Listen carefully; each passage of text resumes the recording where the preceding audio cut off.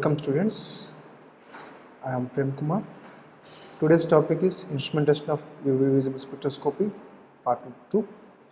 So as we discussed in the last class, so instrumentation of UV visible spectroscopy, in that we covered source of radiation energy and monochromatic system. And today we discussed with sample holders and cuvettes.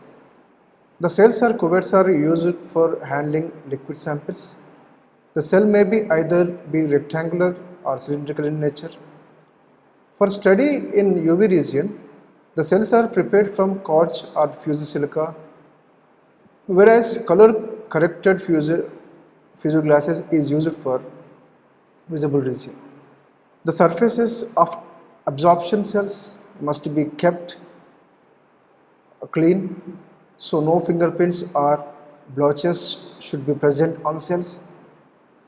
Cleaning is carried out washing with distilled water or with dilute acetone.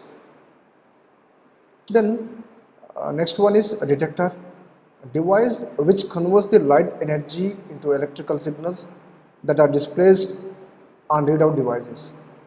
The transmitted radiation falls on the detectors, which determines the intensity of radiation absorbed by sample. The following types of detectors are employed in instrumentation of absorption spectroscopy or absorption spectrophotometer. Those are barrier cell or photovoltaic cell, phototubes or photoemissive tubes, then third one photomultiplier tube. So we will discuss one by one. Before that, so we need to know what are the basic requirements of ideal detector. The ideal detector should give a quantitative response, and it should have high sensitivity and low noise level. It should have a short response time, and it should provide a signal or response quantitative to wide spectrum of radiation received. If the detectors not follow this type of requirements, so we should get improper result and improper determination takes place, and there is no proper resolution takes place, so we should get more errors in determination. So that's why we should take care of these requirements when you use UV visible spectrophotometer. Then in that first one, barrier cell or photovoltaic cell. The detector has a thin film metallic layer coated with silver or gold and act as an electrode. It also has a metal base plate which act as another electrode. Just go through the picture which I shown in the slide. So the type of arrangement should follow for barrier layer cells, and these two layers are separated by a semiconductor layer of selenium. So there I mentioned in diagram, A is base plate, then B is selenium layer, and E is collector ring, that is negative electrode, and D is transparent layer. And these two electrodes are connected to the galvanometer to measure the potential difference between two electrodes. So when light radiation falls on selenium layer, electrons become mobile and are taken up by the transparent metal layer. This creates a potential difference between two electrodes and causes the flow of current. When it is connected to galvanometer, a flow of current absorbed which is proportional to the intensity and wavelength of light falling on it. Then second one is phototubes, or we can say photoemissive tubes. The arrangement, the construction of phototubes, as we mentioned in the diagram, it consists of a evacuated glass tube with photocathode and a collector anode.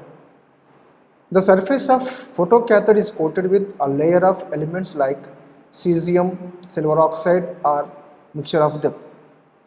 When a radiant energy falls on photosensitive cathode, electrons are emitted which are attracted to anode, causing a current to flow. So in UV visible spectroscopy, So the emission of electrons should be takes place when the light radiation passes through detectors. If there is no emission takes place, so we cannot find out the type of absorption and type of the excitation, so we cannot find out, and also more sensitive compared to barrier layer cells and therefore widely used. Then third one, photomultiplier tube. So it is widely used than other two electrodes, two detectors. The principle is employed in this detector is that so multiplication of photoelectrons by secondary emission of electrons takes place. Just go through the diagram. So in that the photocathode and incoming photon should be there, and if when the incoming photon falls on the diodes, so it should be multiplied several times to reach anode. So in a vacuum tube, a primary photocathode is fixed, which receives radiation from the sample. Some 8 to 10 diodes are fixed, each with increasing potential of 75 to 100 voltage, so higher than the preceding one. Near the last diode is fixed an anode or electron collector electrode. So photomultiplier is extremely sensitive to light and is best suited where weaker or low radiation is received. Then so these are basic parameters which covers an instrument.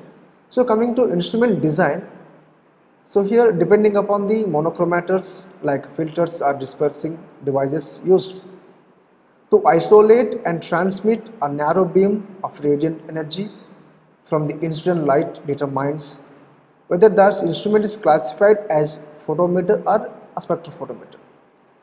Spectrophotometers used here detects the percentage transmittance of light radiation when light of certain intensity and frequency range is passed through the sample. So both can be a single beam or double beam optical system. So based upon the monochromatic system, so we classified instruments into two types, that is one is single beam and the second one is double beam photometers. The first one is a single beam UV visible spectrophotometer. Just go through the diagram which I shared here. So light from the source is carried through lens and or through aperture to pass through the suitable filter. The type of filter to be used is governed by the color of the solution. The sample solution to be analyzed is placed in the cuvettes. After passing through the solution, the light strikes the surface of detectors, either Bayer cell or phototube, and produce electrical current. The output of current is measured by the deflection of needle of light spot galvanometer or micrometer. The second one is a double beam UV visible spectrophotometer. So in double beam UV visible spectrophotometer, here we have two different beams are there. So one beam travel through sample cuvette, whereas another beam travel through reference cuvette.